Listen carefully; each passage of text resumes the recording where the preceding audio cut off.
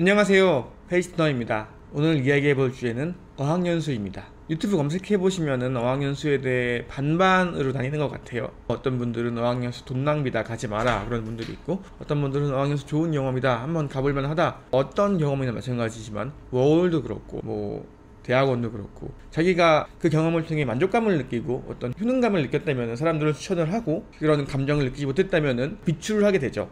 저는 조금 그런 감정적인 부분은 제외하고 최대한 객관적으로 어떻게 하면 어학연수를 잘 갈 수 있을지, 그리고 어떻게 하면 어학연수가 내 생활에 많은 도움이 될지에 대해서 한번 이야기해 보도록 하겠습니다. 우선 저에 대해 말씀드리면, 저는 필리핀과 캐나다에서 어학원을 다녀봤고 어학연수 경험에 대해 긍정적인 편이에요. 제가 맨 처음 어학연수 간 곳이 필리핀이었는데 영어를 그 전에는 잘하지 못했어요. 한국 사람들이 그렇지만 한국어가 워낙 우수한 언어이기 때문에 영어를 굳이 쓸 필요가 없잖아요. 그래가지고 저는 한국말만 많이 했었고 10년 정도는 영어를 거의 쓸 리 없었던 것 같은데, 물론 옛날에 어렸을 때는 미드도 보고 그랬지만 일상생활에서 영어를 말한다거나 영어를 많이 사용하는 업은 아니었어요. 그럼에도 불구하고 지금은 제가 캐나다에서 어떤 직장생활, 알바 이런 거 말고 정말 회사에 들어가서 직장생활을 하는데 무리가 없을 정도의 영어를 하고 있는데, 제가 보통 어학원 가서 테스트를 보면 B2 레벨 정도 나오거든요. 근데 B2 레벨이 직장생활을 하고 현지 생활에 무리가 없는 수준의 영어라고 하더라고요. 저는 그 정도의 영어 실력을 가지고 있고, 그럼 이제 어떻게 하면은 어학연수를 잘 할 수 있을지,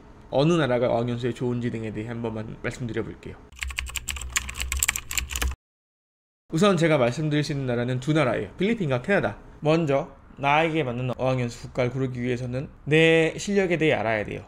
결론부터 말씀드리면, 초보자 같은 경우는 필리핀이 더 효율적인 것 같고, 중급자 이상 분들에게는 캐나다를 추천드리는데, 필리핀 어학연수와 캐나다 어학연수는 근본적으로 다른 느낌이 있긴 해요. 필리핀 어학연수는 휴양 플러스 영어 배우기 느낌이 있고, 실제로 어학연수를 가시는 것도 세부라든가 마닐라든가 동남아는 휴양을 하기 좋은 나라죠. 물가도 싸고. 반면에 캐나다는 좀 살러가는 느낌이긴 해요. 캐나다로 어학연수로 오시는 분들은 아마 대학을 간다거나 여기서 영주권을 딴다거나 이런 추후로 캐나다에서의 생활을 예상하시고 오시는 분들이 많은 것 같고, 실제로 그런 분들한테 훨씬 좋고요. 그렇기 때문에 실제로도 캐나다 어학원에서 컬리지로 연계되는 코스가 되게 많거든요. 어학원에서 일정 기간 수업을 하면은 시험 없이 대학교로 들어갈 수 있는 그런 코스도 많이 구비되어 있기 때문에 그런 분들한테 훨씬 더 유용하죠. 만약에 내가 완전 생초보인데 캐나다나 이쪽으로 대학교를 가고 싶다, 나중에 영주권도 따고 싶다, 영주권은 다른 이야기이긴 하지만, 그렇다면은 필리핀에서 한 3개월 정도 어학연수를 하고 연계를 해가지고 바로 캐나다로 어학을 오신 다음에 어학원을 다니시고 대학교를 가는 것도 하나의 방법이 될 수 있을 것 같습니다.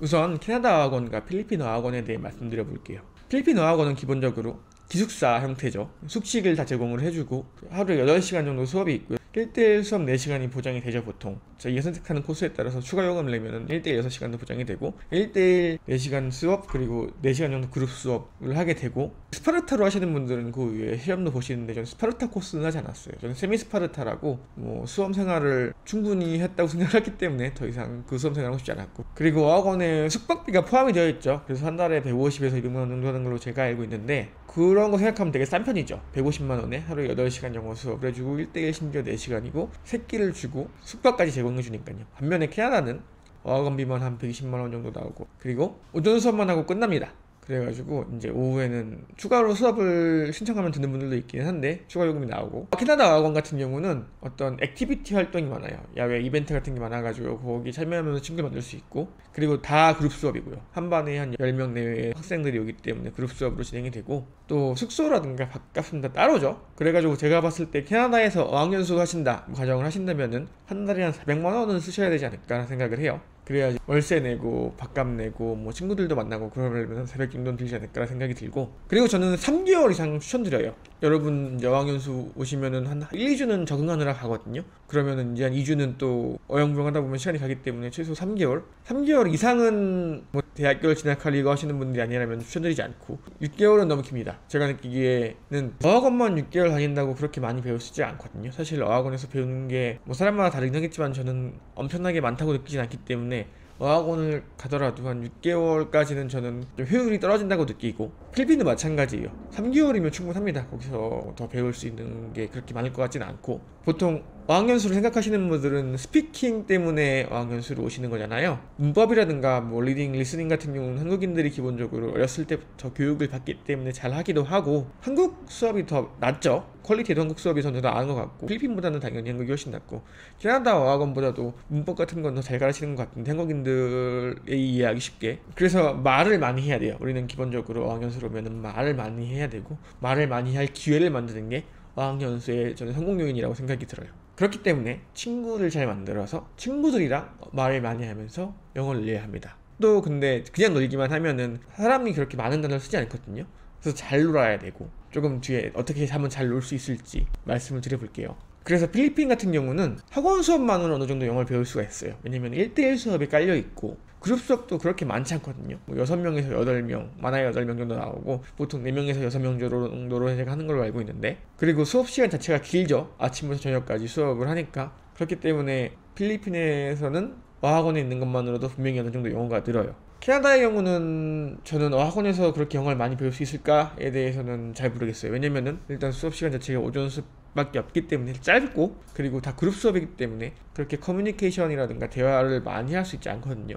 물론 소규모 어학원도 캐나다가 있기는 한데 이거는 저는 잘 모르겠습니다. 이게 묵불복이기 때문에. 그리고 기본적으로 그룹 수업 같은 경우는 내가 말을 할 기회가 조금 적어지기 때문에 1대1 수업에 있는 필리핀 어학원과 비해서는 훨씬 더 캐나다가 어학원에서 배울 수 있는 건 적은 것 같습니다. 물론 조금 더 백인 영어 그리고 찐 영어를 배울 수 있는 건 맞긴 하지만요. 그래서 저 같은 경우는 어학원을 갈 때 친구 사귀러 간다는 느낌으로 갔어요. 필리핀은 이런 전략을 세우고 간 건 아니었고 필리핀은 첫 어학연수였기 때문에 캐나다 어학원 같은 경우는 친구 만들러 가야겠다 라는 포인트로 자꾸 갔거든요. 그래서 베스트는 어학원에 있는 선생님이랑 친구가 되는 거예요. 근데 토론토 같은 경우는 제가 어학원 선생님들도 인도 분들이라든가 이런 이민자 분들을 꽤 많이 봤어가지고 백인 영어를 하는 분들과 친구가 되기 쉽지 않았어요. 그리고 기본적으로 수업 시간 자체가 적다 보니까 좀 친해지기가 쉽지 않은데, 필리핀 어학원 같은 경우는 1대1 수업도 많고 그러다 보니까 선생님들이랑 친해지기가 쉽죠. 그럼 다음으로 어학원 고르는 팁에 대해 말씀드려 볼게요.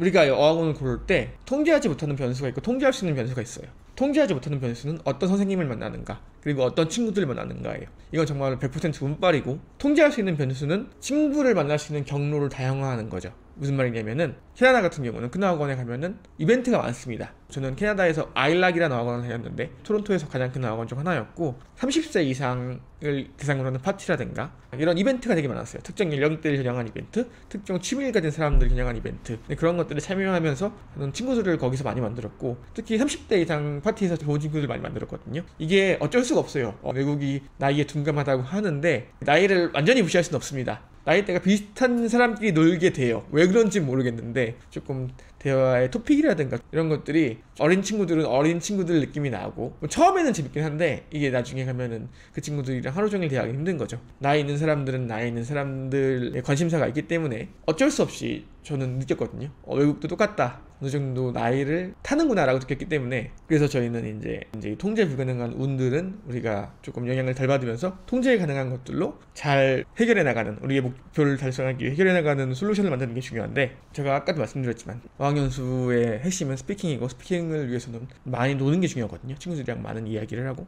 그래서 필리핀 어학원 같은 경우는 저는 굳이 비싼 곳 추천드리지 않아요. 되게 시설 좋고 신축 어학원이 있거든요. 저는 세부에서 어학원 생활을 했는데 가격 차이가 꽤 났었어요. 뭐 어떤 데는 3개월에 400만 원, 어떤 데는 600만 원이랬는데 거의 1.5배 차이가 나는 거죠. 근데 저는 보통 시설 좋은 데가 몇 데 있거든요. 외곽에 있는데 그런 데로 가시는 것보다는 놀기 좋은 데로 가시는 게, 친구들이랑 어학원 수업 끝나고 놀러 나가기 좋은 곳으로 가시는 게 더 좋습니다. 나가서 커피도 먹고 이야기도 하고, 필리핀 같은 경우는 주말에 투어 같은 걸 많이 가시니까 액티비티 투어 같은 거, 거기서도 많이 친해지거든요. 거기서도 얘기 많이 하고. 그래서 우선 친해지는 게 제일 중요하기 때문에 친구들이랑 필리핀 어학원 같은 경우는 저는 놀러 가기 좋은 곳을 선택하라고 말씀드리고 싶고, 도심 근처면 좋을 것 같아요. 캐나다 같은 경우는 큰 어학원 추천드려요. 큰 어학원 추천드리는 이유는 큰 어학원은 이벤트가 많고 로테이션이 많기 때문에 우리가 사람을 접할 수 있는 기회가 많습니다. 필리핀 어학원 같은 경우는 어학원에 8시간 내내 거의 하루 종일 어학원에만 생활하기 때문에 거기서 만나는 친구들이 정해져 있거든요. 그 친구들을 계속 보는데, 그러다 마음만 먹으면은 말을 좀 하다 보면은 금방 친해질 수 있는데, 근데 캐나다 어학원 같은 경우는 오전 수업만 딱 하니까 캐나다 어학원 수업만으로는 친해지기가 힘들어요.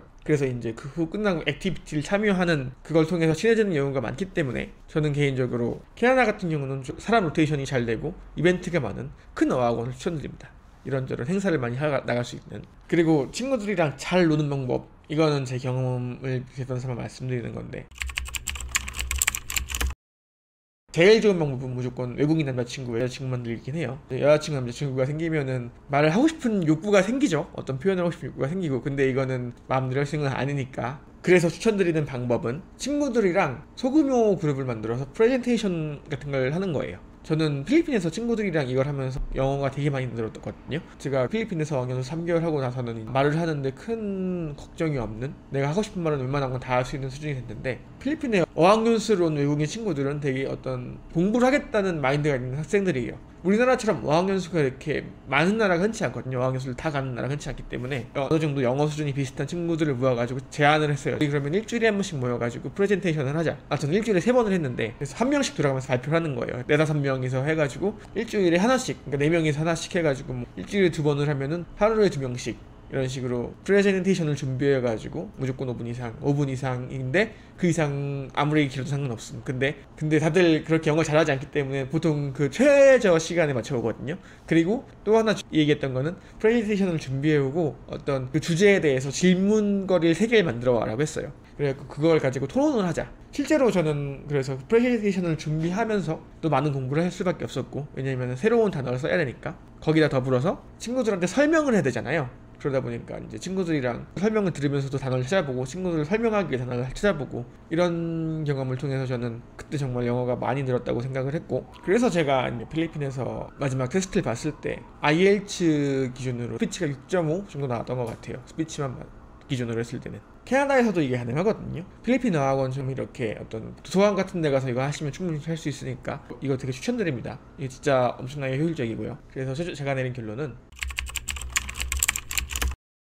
보통 어학연수를 이렇게 검색해 보시는 분들이 영어가 능숙한 분들은 아닐 거라고 생각을 해요. 대부분의 분들이, 고민을 하시는 분들은. 그렇기 때문에 필리핀으로 우선 추천드리고, 특히 스피치 관해서는 만약에 내가 어느 정도 영어를 좀 한다 그런 분들은 캐나다로 가는 것도 좋은 방법이고, 물론 잘 하시는 게 중요합니다. 가서 친구를 잘 만들고 열심히 놀러 다니시는 게 제일 중요하고, 이제 제가 느끼기에는 가성비 측면에서는 필리핀이 압도적으로 좋았고, 왜냐면 필리핀은 놀러 다닐 수가 있잖아요. 액티비티, 바닷가로 놀러 다니는 게 가능하기 때문에. 그렇기 때문에 필리핀에서 조금 여유롭게 생활을 하시면서 재밌게 즐기시면서 친구들이랑 많이 놀러도 다니시고, 그러면서 조금 영어 실력을 키우신 다음에 중급자 이상 된다 그러면은 캐나다로 연계로 오는 것도 전 좋은 방법이라고 생각이 들고, 그리고 만약에 내가 뭐 장기적으로 봤을 때 캐나다에서 머물 거다 라고 생각하시는 분들은 캐나다 어학원으로 오셔서 한 6개월 정도 다니시고 거기서 영어를 배우셔가지고 대학교로 진학하는 것도 하나의 방법이 될 수 있겠죠. 그래도 제가 추천드리는 방법은 하이브리드로, 만약에 내가 장기적으로 캐나다에 머물 거다라고 하는 분들도 하이브리드로 필리핀에서 하시고 캐나다로 오시는 걸 더 추천드리고,